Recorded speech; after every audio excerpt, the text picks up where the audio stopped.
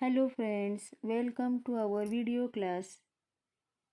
आजच्या व्हिडिओमध्ये सर्वांचे सहर्ष स्वागत. जनता हायस्कूल व ज्युनियर कॉलेज शिरोळ, इयत्ता 7वी, विषय सामान्य विज्ञान, विषय शिक्षक सौ जगदाळे RR. विद्यार्थी मित्रांनो, आपण बदल भौतिक व रासायनिक हा धडा सुरू केलेला आहे. यामध्ये आपण नैसर्गिक बदल, मानवनिर्मित बदल, उपयुक्त व हानिकारक बदल, तसेच सावकाश होणारे आणि शीघ्र होणारे बदल याविषयी माहिती घेतलेली आहे. त्याचबरोबर परिवर्तनीय बदल म्हणजे काय, अपरिवर्तनीय बदल म्हणजे काय, आणि आवर्ती बदल आणि अनावर्ती बदल या बदलांच्या विषयी सुद्धा माहिती घेतलेली आहे. आजच्या या व्हिडिओमध्ये आपण भौतिक बदल आणि रासायनिक बदल याविषयी माहिती घेणार आहोत. आता काही चित्र आपल्याला इथं दाखवलेले आहेत. तर यामध्ये चित्रामध्ये दिसणारे कोणते बदल हे तात्पुरते आहेत, तात्पुरते होणारे कोणते बदल आहेत. त्याच्यामध्ये बर्फाचे पाणी होणे हा तात्पुरता बदल आहे. पुन्हा पाण्याचा बर्फ होऊ शकतो.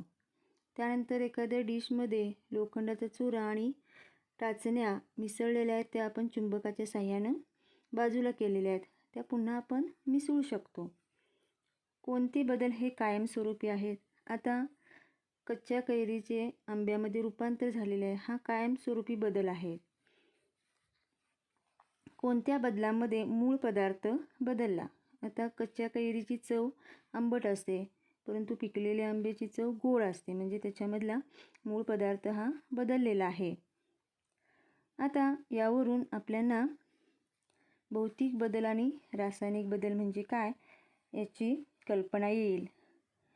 तर काही बदल घडताना मूळ पदार्थांचे गुणधर्म आहे तसेच राहिले, म्हणजे त्यांचे संघटन कायम राहिले, कोणताही नवीन पदार्थ तयार झालेला नाही.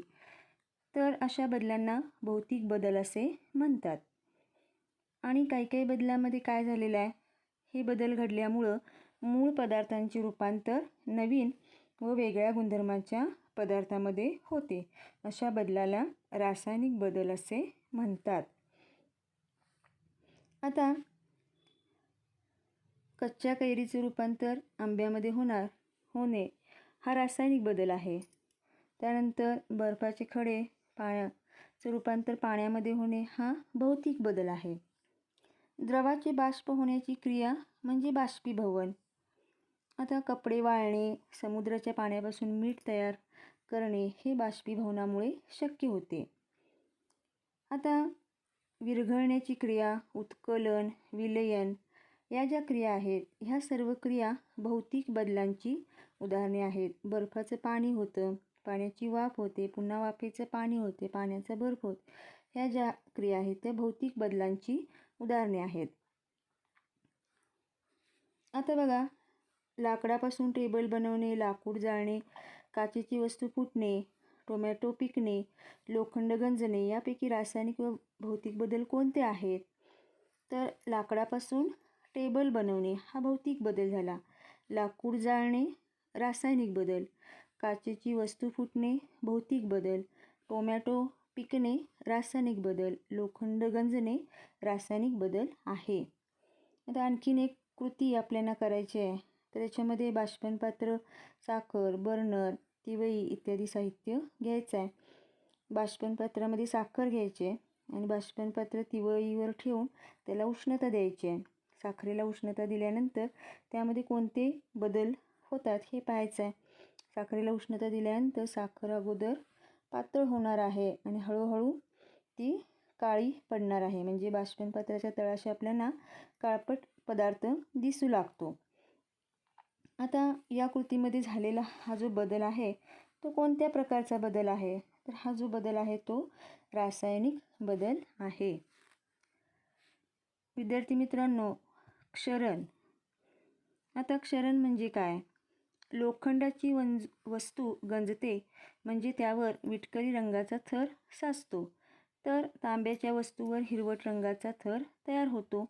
या क्रियेस धातूंचे क्षरण असे म्हणतात. क्षरणामुळे वस्तू कमकुवत होतात हवेतील ऑक्सिजन, आर्द्रता, रसायनांची वाफ यामुळे क्षरण होते. क्षरण रोखण्यासाठी लोखंडी वस्तूवर जस्ताचा पातळ लेप लावतात. त्याला गॅल्व्हनायझेशन असे म्हणतात. तांब्या पितळ्याच्या भांड्यांना कथिलाचा लेप देतात. याला आपण कलई करणे असे म्हणतो.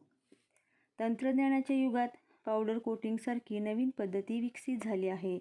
पावडर कोटिंगमध्ये विविध रंगछटा असणारे लेप लोखंड, ॲल्युमिनियम अशा विविध धातूंवर दिले जातात. यामुळे क्षरण होत नाही. विद्यार्थी मित्रांनो, इथे आपला हा धडा संपलेला आहे. पुढच्या व्हिडिओमध्ये आपण पुढच्या पाठाचा अभ्यास करणार आहोत. थँक्यू.